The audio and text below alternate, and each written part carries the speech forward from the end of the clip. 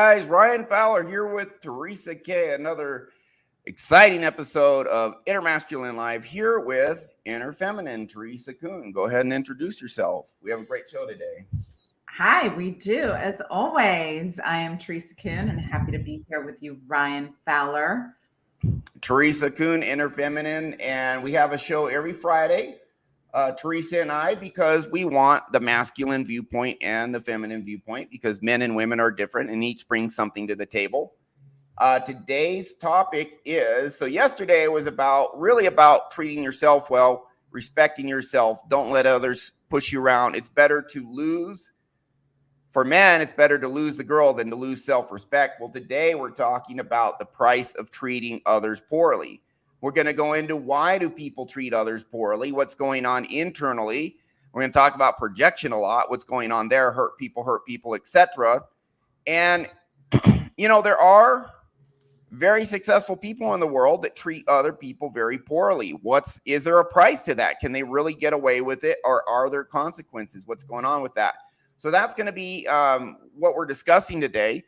Before we dive into that, just wanted to let you guys know, if you see in the lower left-hand corner of my screen, innermasculine.com/free-ebook, if you're wondering why you struggle, why do you procrastinate, why you self-sabotage, why you have anxiety that holds you back, keeps you from doing what you want to do, starting the new business, getting ahead, putting yourself out there to up level.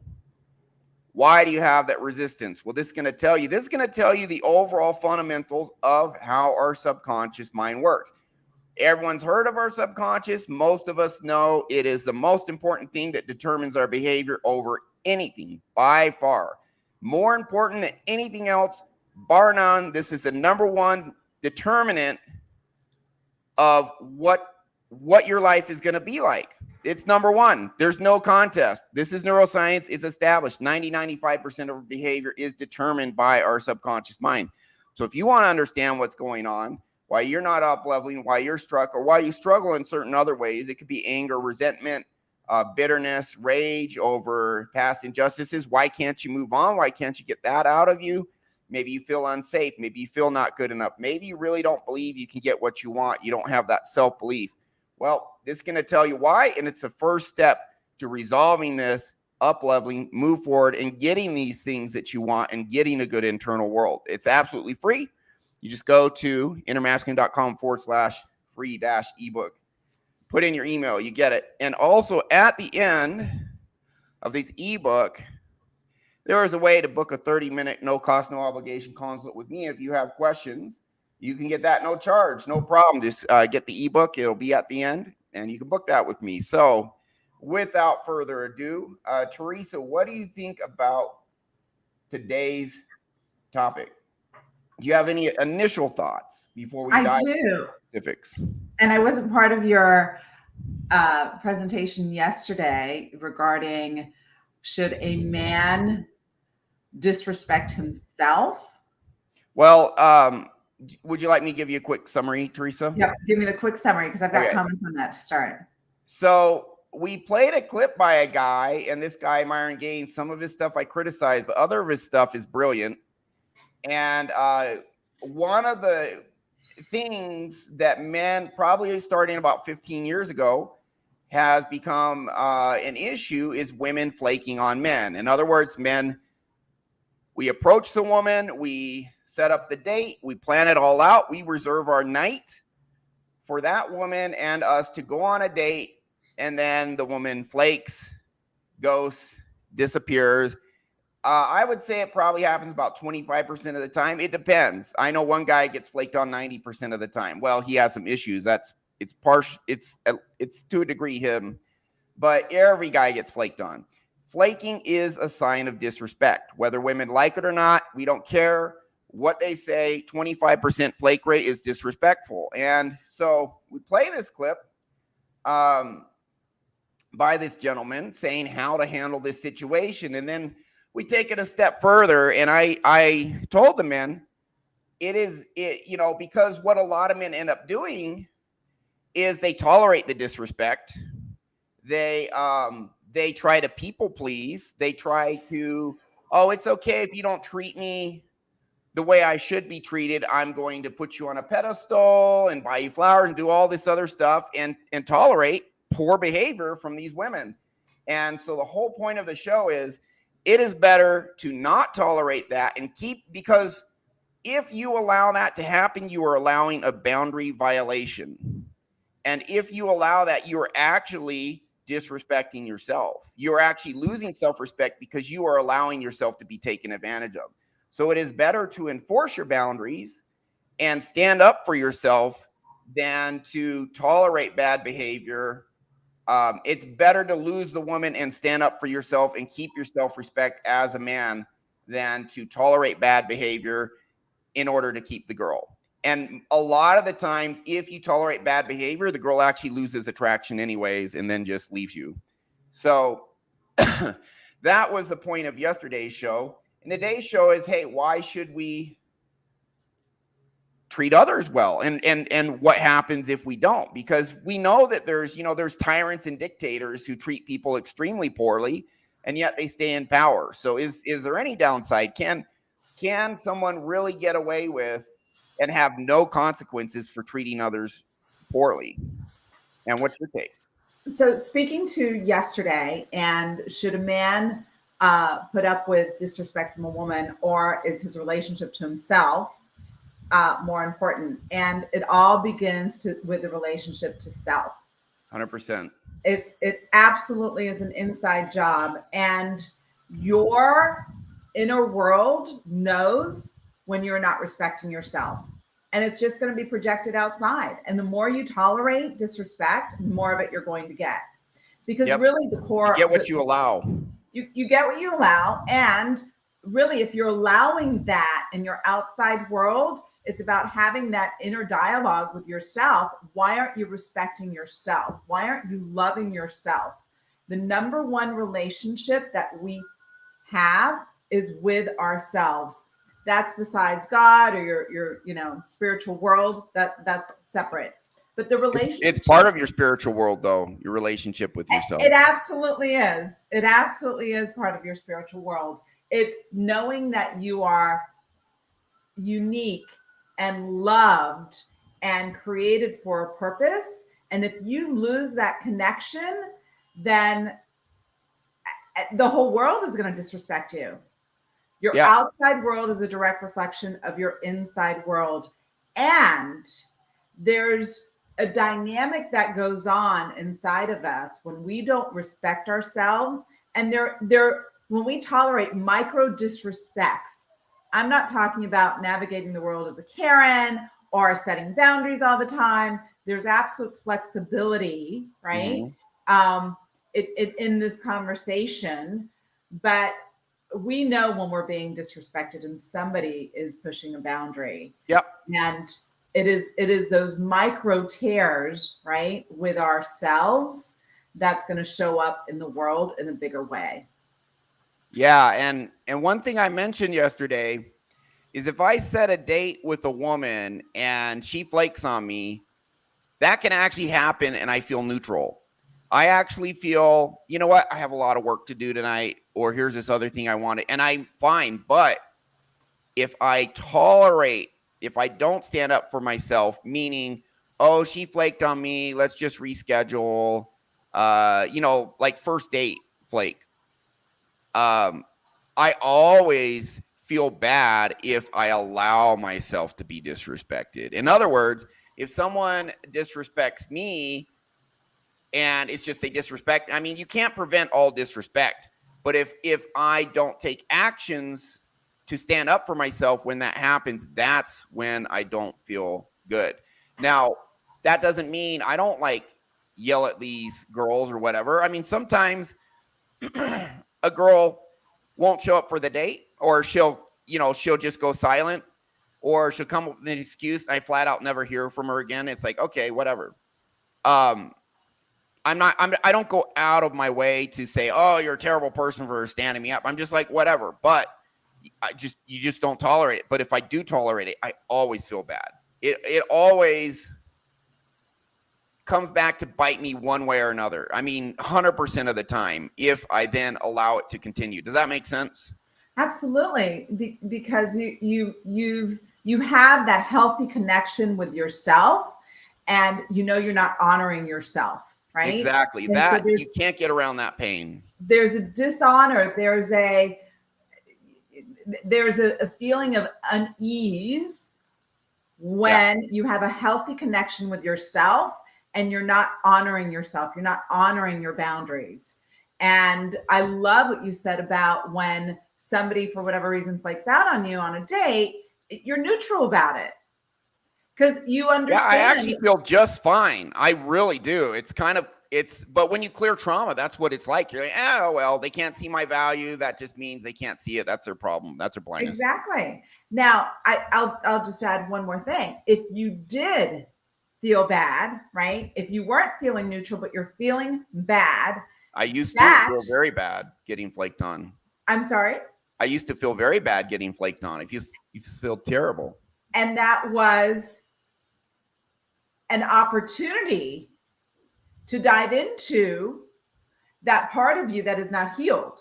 And up level it, and that's exactly what I did. That's why it doesn't hurt anymore. Because that Which part is why of you're neutral. Yeah. And when you don't honor yourself, when you don't respect yourself, that's when you're feeling unease, where you're feeling disrespected. And that's the healthy connection. And are we going to be 100% all the time? Absolutely not.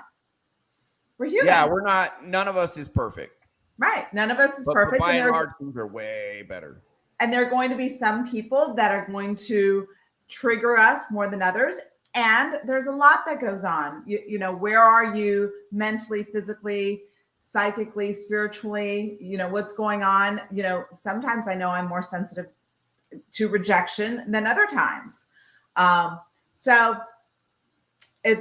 But now let's go to the next step, right? The next part of the conversation. The person that does the disrespect, the person who does treat others poorly, does take advantage of others, is predatory or toxic.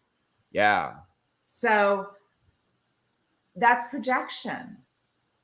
At the end of the day, can you explain to our audience what projection is? So projection is, your outside world is a reflection of your inside world. And someone who treats others with disrespect, right, is just showing the world. It's an outward expression of what's inside of them.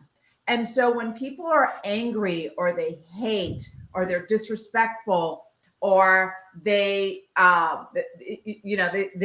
constantly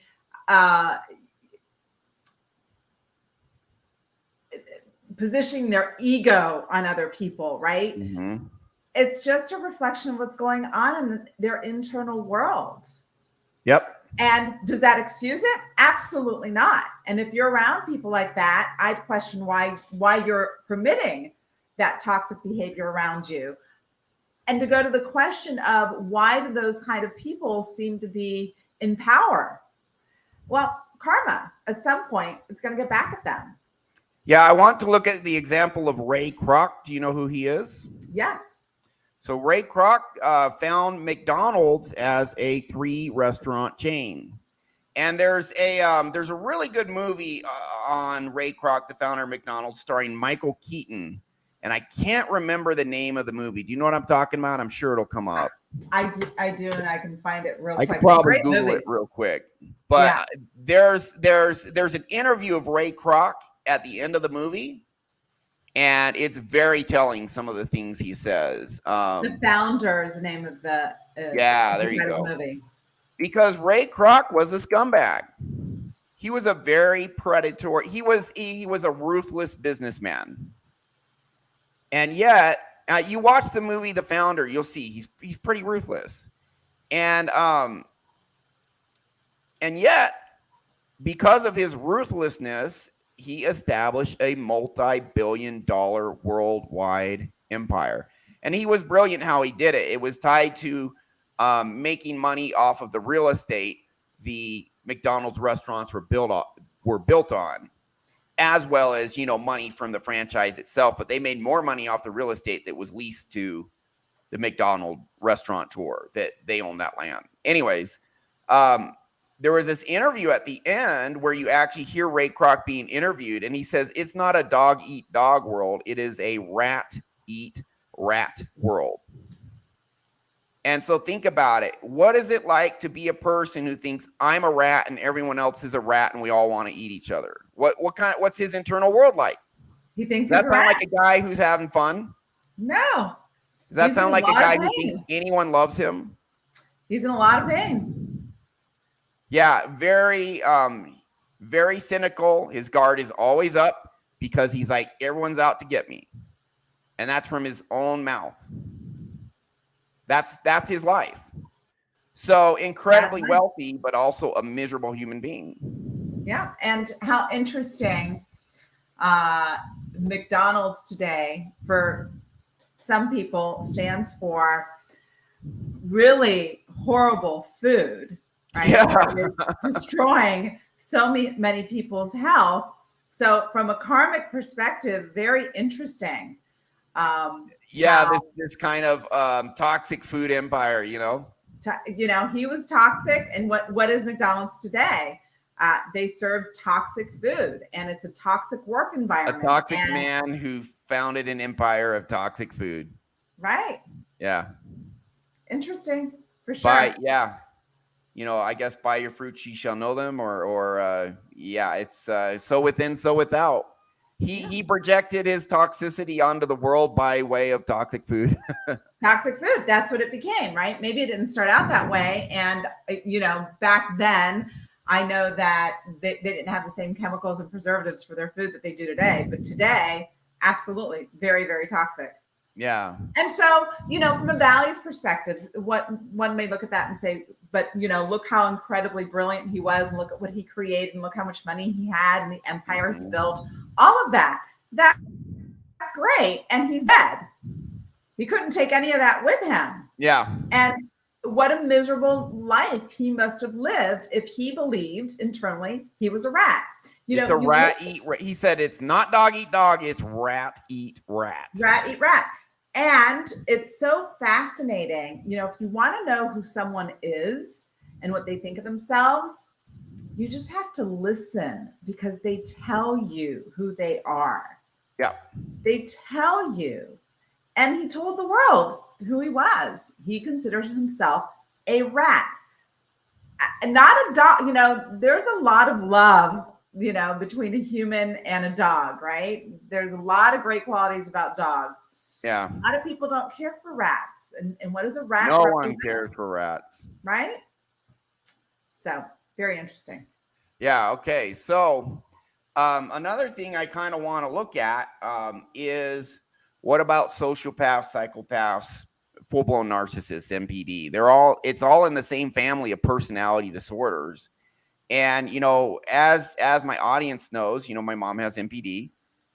And that caused a tremendous amount of trauma for me, which I cleared. And actually, it was an opportunity to up level, because I'm not saying my inner world is perfect. There's always stuff to work on. But I would confidently say my inner world's way above average, because I started out from a way below average standpoint, all this trauma from how I was raised, but it led me to find a technique that was massively powerful, that then just led to all this up leveling. And same thing for you is, I'm not saying your parents were narcissists, but you had stuff you had to up level. You had, some internal trauma that you had to up level. So what I learned, though, is I studied and learned a lot about what's going on with narcissism, because I used to have a lot of rage towards my mom because of how she treated me. Totally forgiven her. I feel no anger, resentment at all. And one of the things I learned is that I saw this show on the Learning Channel about these people with cluster B personality disorders, and the only one who has a genetic component to their disorder is psychopath. They have their brain's a little different, so that they don't feel empathy or compassion towards others. Like, that part of the brain that feels that is like much smaller compared to the brain of other people.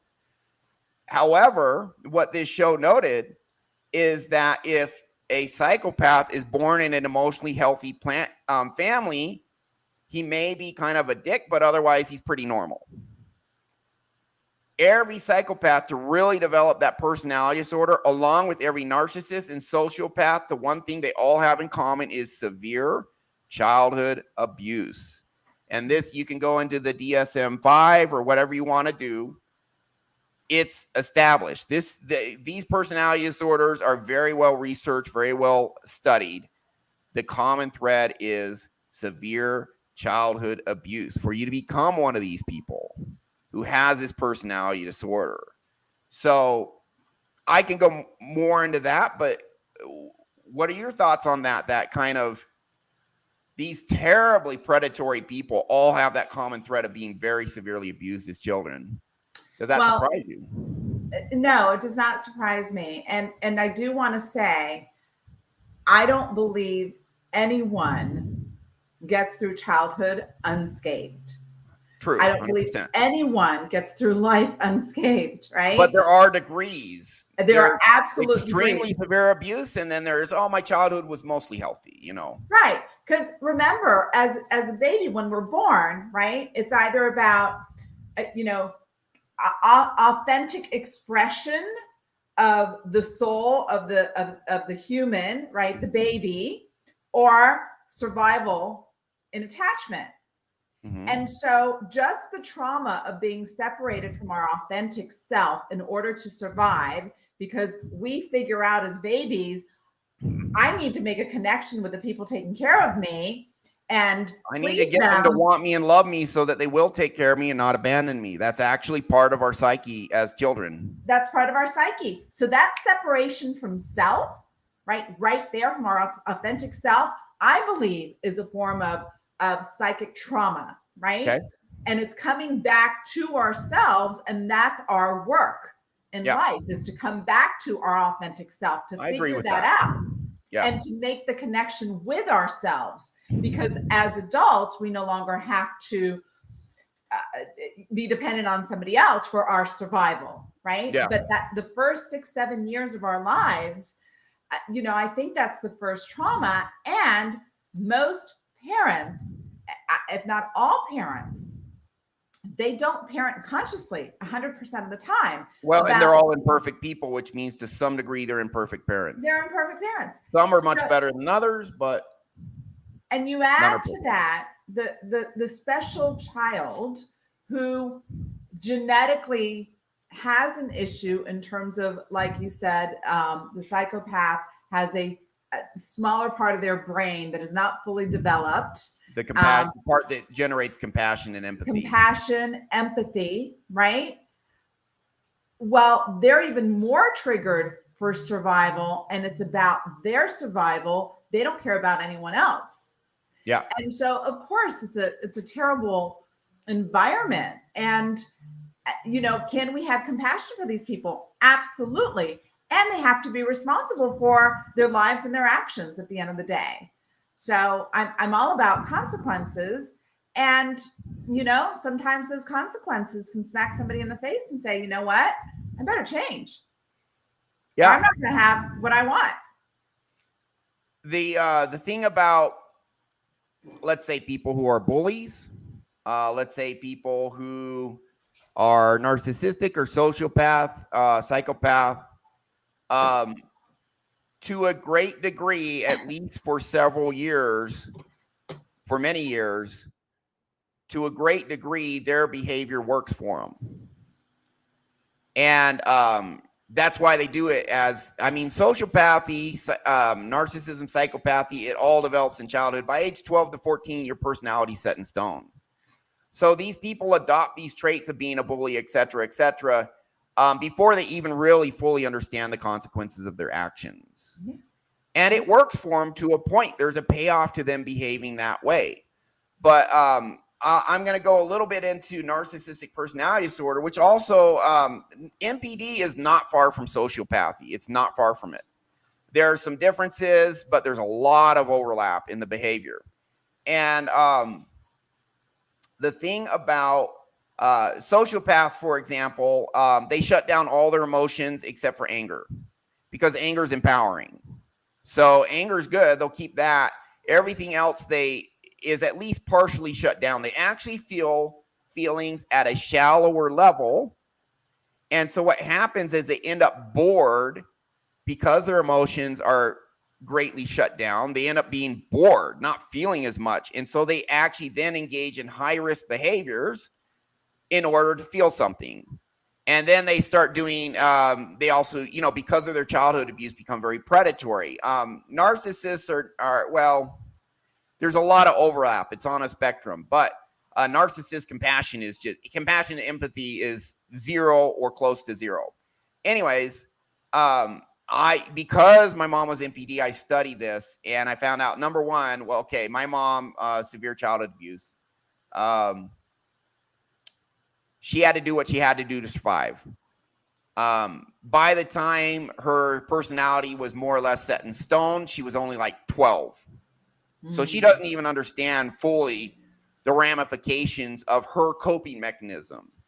But what you learn when you study about narcissists is they behave the way they behave because they have extreme internal insecurities, toxic shame. I'm not good enough. And it's the most painful emotion we have. This is why alcoholics become alcoholics, addicts become addicts. They have toxic shame, very painful. They got to numb it out. So different people find different coping mechanisms for this toxic shame. Same thing with sociopaths, like life sucks, life's painful. How do I respond? Okay, I'm going to shut my emotions down.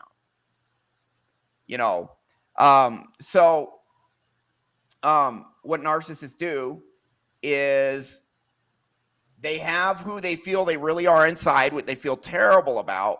And in order to cope with that, they basically pretend that doesn't exist, and they do everything they can to run away with that. And then they put up this, that's not the real me. The real me is this perfect me I'm going to project to the world. And so that's why they end up being larger than life, grandiose. And they can be some narcissists are just larger than life, they tend to be very charismatic. They tend to pay a lot of attention to their appearance, both men and women, so that the world will think very well of them. And they tend to do all these things. They tend to become masters of social manipulation in order to get the validation from the outside world that, no, you're not this little worm you feel you are inside. You're actually this great person. But the issue is subconscious. That does not get rid of subconscious trauma. And so they need to constantly run away from this pain that's lodged in them, this subconscious trauma. And they choose to just ignore it and run away from it as much as possible. And they actually need constant reinforcement that who they feel they are deep down inside is not the real them, that this fake person they put up is the real them. And it actually, without giving a 1-hour discourse, that's what leads to all of their terrible behavior. And the reason I'm talking about narcissists specifically is narcissists are the ultimate projectors. And according to Carl Jung, the father of modern psychotherapy, when you have parts inside of you that you're ashamed about, that you don't want to face, we literally psychologically say, it's not me creating this terrible feeling. It's everyone around me making me feel this way. And so all our internal, for people who have all this toxic shame, anger, etc., and they don't want to face it, they say, it's everyone around me who's a piece of crap. I'm not the piece of crap. It's everyone around me. And then we project all these terrible feelings in us onto everyone around us. And that leads us to then treat them terribly. It's a cause for bullying and just all sorts of stuff. Would you agree? And do you have anything to add on that, or is your take different? No, I agree 1,000%. And we've all come across narcissistic behavior. Yeah. I don't know that we necessarily come across, I think we absolutely have come across NPD, but I don't like what's the word when you diagnose somebody, right? Yeah. I'm not in the business of diagnosing people, but behavior, we could see behavior, right? Yeah. And we can see patterns. And I think we've all come across people like that. And it's on a spectrum. I mean, it's on a spectrum for sure. And it's you can have the traits without being MPD. Just have some traits. You could have traits, right? You can be a little BPD. You can be a little sociopath, but you just have certain traits, and you're not fully in that spectrum. Yeah. And it's a self-fulfilling prophecy. When people say, like the last example on the NPD that you were talking about, the NPD feels so much shame and feels so much anger and feels whatever, and has no self-awareness to see that his behavior caused those feelings, right? Or the consequence of his life. And he's out blaming everyone else. Well, right? and the childhood abuse put that toxic shame in them that leads, it's the first domino to fall that leads to all this other stuff. Right. Yeah. Yeah, it's fascinating. And we could take it to another level, up level, not on the spectrum of those disorders, but let's just address someone who was abandoned, right? Let's say adopted, or grew up in foster care, or grew up in orphanages, which, old school. That feeling of being abandoned, like they say with adoption, that's a hole that's very difficult to ever fill, right? Because there's something that happens on a spiritual level when a mother places a child for adoption, and there's that separation, right, at an early age. And that child grows up to be an adult, and if they don't heal that abandonment wound, what do they create in their life? Circumstances where they feel abandoned over and over and over again. 100%. And they push people away, right? They cause through their actions or choosing people in their lives where they're abandoned over and over and over again, because they've got that template in their psyche. They've got that pattern wired where they believe everyone abandons me because my first most important relationship, or everyone's going to hurt me. Everyone's going to hurt me. Everyone's going to abandon me. So I have to hurt them first. Yes. I have to hurt them first before they hurt me. Ray Kroc, it's rat eat rat. Fascinating. Yeah, I actually do. I just pulled up this quote, the Ray Kroc quote. And you tell me if this sounds like a happy person. Founder of McDonald's. Everything you're saying, spot on. Totally agree with it. Business is war. It's dog eat dog, rat eat rat. If my competitor were drowning, I'd walk over and put a hose right in his mouth. Does that sound like a guy who's leading a good, peaceful, happy life? He's at war. He's constantly at war. How happy are people in war? At war with himself. And others. Everyone. At war with everyone. But it begins, as the outside, so is the inside, right? He's at war with himself first and foremost. Yeah. 100%. So there is a saying, hurt people hurt people. What that means, people hurting inside hurt others. They do. And the number one thing that will lead you to hurt others is not only believing everyone's out to get me, everyone's going to abandon me, because that was the belief you formed as a child based on childhood abuse or the things that happened to you. And you go through life, I can't trust anyone. Everyone's going to hurt me. I got it. I survive in this world by any means necessary, including hurting others, because everyone's out to get me. No one loves me. Everyone's going to abandon me. That's these toxic people who do this stuff. There's some nuance. It's different for everyone, but in a broad spectrum, it's more or less along those lines for these people.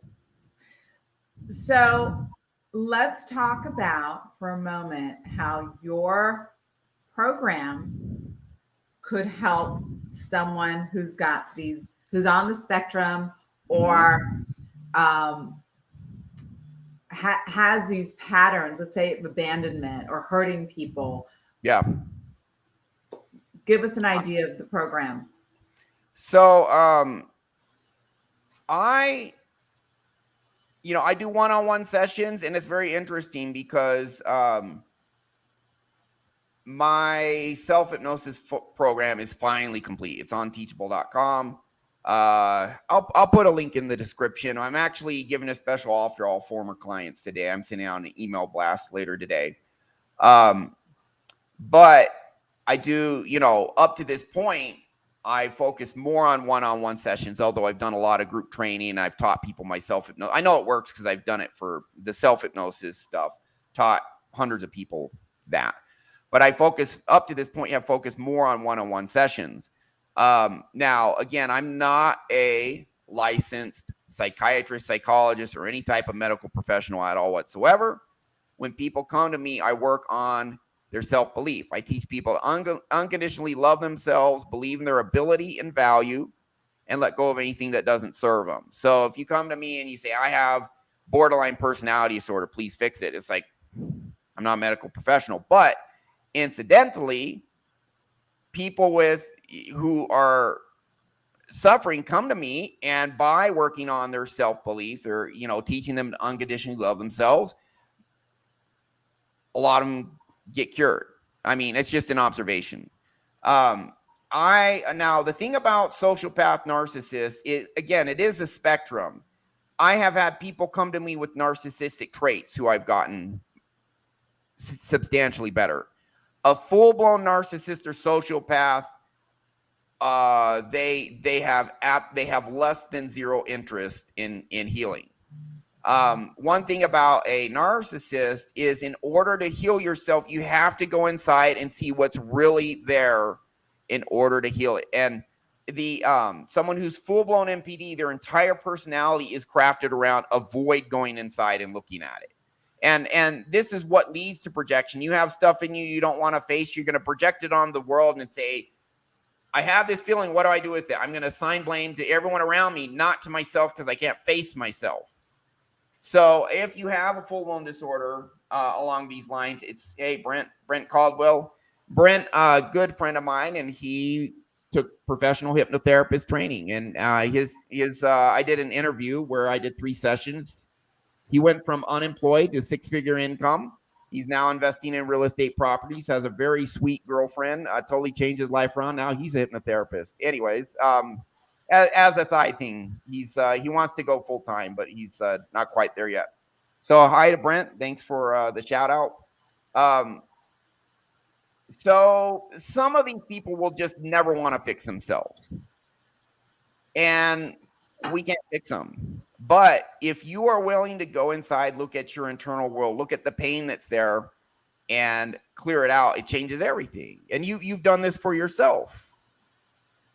Now, I will say, I've tended overall, I'm not saying I'm perfect, but I've always had compassion for others. I've always wanted to be fair to others, act with integrity, etc. But I will say, when I was in my trauma, there were times I had internal anger and rage, and there were times I lashed out at people who didn't deserve it. There were times I made some really, dumb errors in judgment. When you have trauma in you, it's going to lead to that. Maybe you're not a predatory person, but your internal trauma is still going to, you know what I mean? Absolutely. And that's where we have to be careful in diagnosing people. We can only observe behavior, right? And so, hurt people do hurt people. Hurt people, will lash out, will be angry, will stand people up, will disrespect others, that's what hurt people do, right? Yep. They have this internal negative energy, and that's what it leads you to do. And that's what it leads you to do. I happen to be a very sensitive person, probably in some cases too sensitive. So I was always very aware of my environment, and I will lead to people please versus hurting others, right? I'll hurt myself before I hurt somebody else. So that's a different way. That's codependency. That's the other side of the coin. That's the other side of the coin, of right? Traumatized people. You can become a sociopath. You can become codependent. There's different responses. Right. Or you become so aware of your environment and so sensitive to other people's feelings and emotions that you will disrespect yourself and not honor yourself to placate others. Now we got 4 minutes. Yes, I've got just a couple minutes to wrap it up. But so there's an important topic I want to cover before we cut it off. I'm going to give my take real quick, and then I would like your take, and then we'll call it a day. I'm just going to state it since we're short on time.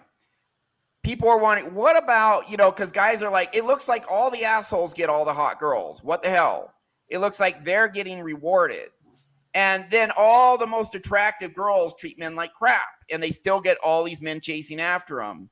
So is there really a price to these people treating others poorly? Now, I'm going to say yes, this is why. And this is my own, I'm 49 years old. I've seen this happen over and over again. The assholes, which, they can be very confident and dominant, and women find that attractive. They can get a lot of attractive women. But if they then treat these women poorly sooner, and the woman is either very codependent and very traumatized in her eternal world and will stay with the guy, but she'll be very toxic. Codependent people are very manipulative, very controlling, lots of drama. So if she stays with them, she's going to be a toxic woman, and it's going to be a shit relationship. I've seen it over and over and over again. But if a woman is self-respecting, she gets rid of that a-hole. That a-hole cannot keep a good woman. He can't, because a good woman respects herself.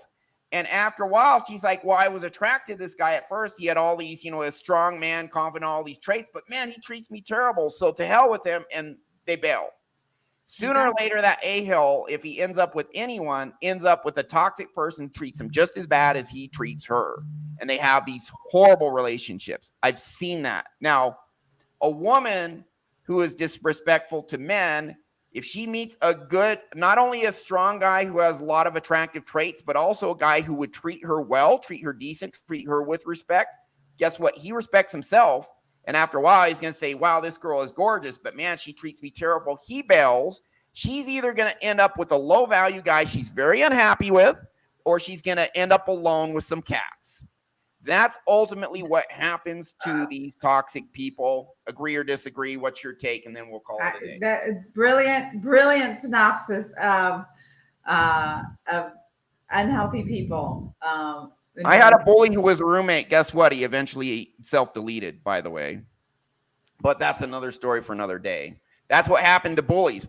Eventually, everyone's like, this guy's an a-hole, and no one likes him. Right. And then he's alone. Right. Now, I think that was a brilliant summary of the dating world. And we look at someone who's really a jerk getting all these hot girls. And if the hot girl is with a jerk, it's because she's got issues. People dance with their frequency. They dance with the partner that matches. Otherwise, they wouldn't be dancing. It wouldn't work. So, and their relationships are crap. Tons of drama, all of that. Anything else to add before you go? We're pretty much. No, you gotta go. That brilliant, excellent. Love the work you're doing. Kudos. Power to you. I appreciate you and your wisdom as well, Teresa. Great show. That's our show for today. We got to go. Hard break here. But listen, sooner or later, you're going to pay the price. You're going to be a Ray Kroc, a miserable human being, a multi-billionaire, but a miserable human being. Rat eat rat. He thought he was a rat. He thought everyone else was a rat. What kind of life is that? It's a crap life. So that's the price of treating others poorly. Don't do it. You have the power to treat others well because you have more power than you know. That's our show. Thank you.